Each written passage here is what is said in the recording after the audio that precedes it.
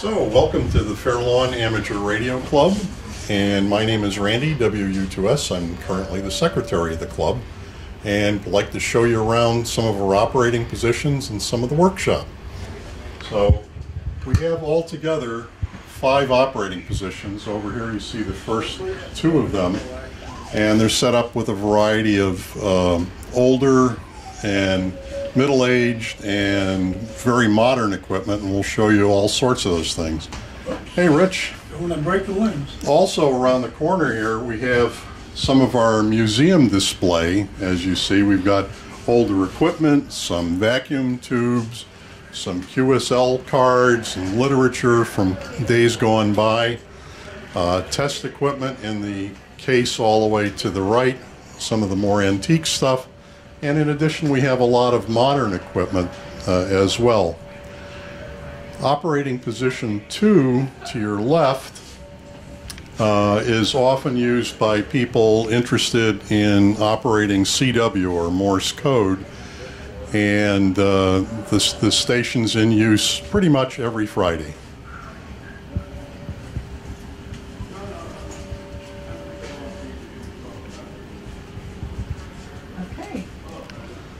We have a view of some of the equipment that all the ham radios people use. Yes, we do, and so we've also got a lot of test equipment and parts and other things that club members can avail themselves of as they need it to repair or replace something in their own equipment, or use it to fix up some of the club's equipment, help maintain it. So there's a lot of tools, there's a lot of parts, there's a lot of operating equipment here, pretty much at all times. When does the club generally get together? Well, the club is pretty much open regularly every Friday from 6 p.m. till 9 or 9:30 p.m. and that's pretty much a given. And then, of course, the club has a variety of other operating events, such as Field Day. This year we'll be doing a special event at Patterson Great Falls as part of the ARRL's National Parks on the Air event for the centennial of the national parks. And we also support local community events, such as the Fairlawn Memorial Day Parade, in which we provide communications, as well as the Fairlawn 4th of July fireworks display, and a variety of other local events that we support for 5K racing and a county bicycle race as well. So there's a lot of activities that go on. The club has also in the past opened up for special events, as we did last year from one of the contests, and we're hoping to do that more frequently, because as you see, we have a very large variety of nice operating equipment here, and quite an elaborate antenna farm on the roof of the building. So we'd like to make it available for members to use more frequently. Now, do you know how to, if you're interested in becoming a ham, what the requirements are? There's different levels. Yes, there are. Well, there's in effect three levels or classes of licensed: technician, general, and amateur extra. But getting started is really quite simple. All it requires is expressing an interest, being just generally interested in radio, and getting a technician license is almost effortless today. I mean, between the variety of study materials and traditional books that are available, there's a variety of study guides available online, a couple of which are free, if I recall, that make it almost impossible to not get your first technician license. And of course, at a club like Fairlawn here, we have a bunch of people that are actively engaged in both assisting people in learning, as well as at least one Saturday a month we actually conduct the test sessions here as well. And so for $15 and a little bit of study, you know, a person that's interested in amateur radio can get involved, get a license, and get on the air in some cases a matter of weeks. Is there a website that someone could go on and they could see some of the activities, or how they can get in touch with the Fairlawn Club? Sure, absolutely. Yeah, we have a very nice website that's really improved in the last couple of years due to concerted effort of several very dedicated members. And it's FLARC, F-L-A-R-C, FairlawnAmateurRadioClub.net. Or you can just Google Fairlawn Amateur Radio and you'll get to the site. And of course on the website you'll have a little bit of our history, membership application, what the club calendar is, so you can see when our meetings and our events are. And there's pretty much some sort of posting every day about some news of interest to local amateur radio. So there's all kinds of activity there.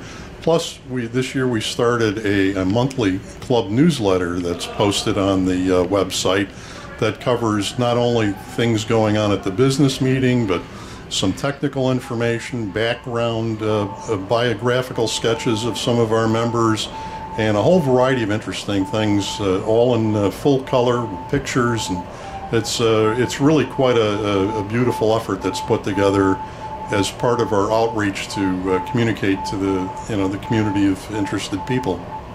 I noticed that everyone has a call sign. How does that work? Right. Well, the call sign is in effect your ham radio name, and that comes as a result of obtaining the Federal Communications Commission (FCC) issued license. And in my case, my ham name is Whiskey Uniform 2 Sierra, or WU2S. I first said it phonetically, as we often do, so it's easy to understand. And then in regular English letters, it's WU2S. And that is the call sign that I obtained from the Federal Communications Commission. And how does it, you don't go by 12 p.m., 1 p.m., 2 p.m. There's a different way of time. Am I correct on that? Well, often ham radio operators like to use the 24-hour clock often. And for international communications, if you're talking to somebody in Europe or Asia, for example, often all of the hams will use what's used to be called Greenwich Mean Time, but now for the last couple of decades is more formally known as Coordinated Universal Time, or UTC. So that's where it's in effect the 0 hour, midnights at the Greenwich Meridian, going through London, and then time is calculated plus or minus from there. I know there's a term CW. What does that stand for, please? CW stands for continuous wave, and what it really means is that a radio wave or carrier is sent out with no modulation, no alteration from a radio transmitter, and the wave, the radio transmission is turned on and off. But it's turned on and off in a series of what other people might call dots and dashes. And those dots and dashes, a short tone or a long tone, a dot or a dash, would also be known as Morse code. And so CW is just a very shorthand way of saying I'm sending a communication to you in Morse code. Okay, I know they're not doing anything at the moment, but the hams, they go all around the world.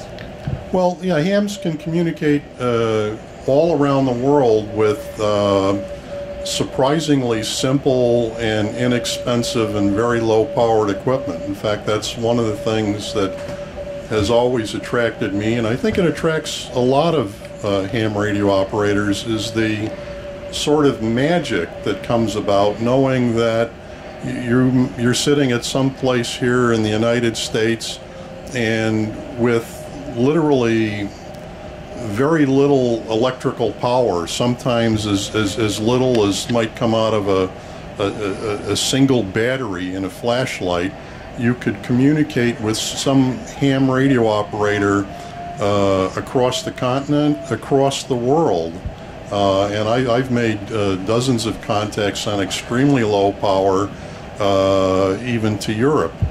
And to me, that's just kind of magical that it's actually feasible to do that. Again, with equipment that's very simple and such low power. You don't need to be an international shortwave broadcaster with radio towers 300 feet tall and 50,000 watts of power to get your message out. A few watts and a simple wire antenna might be all you need. Well, thank you very much, Randy, WU2S. That's WU2S here in Fair Lawn. Everything can fix.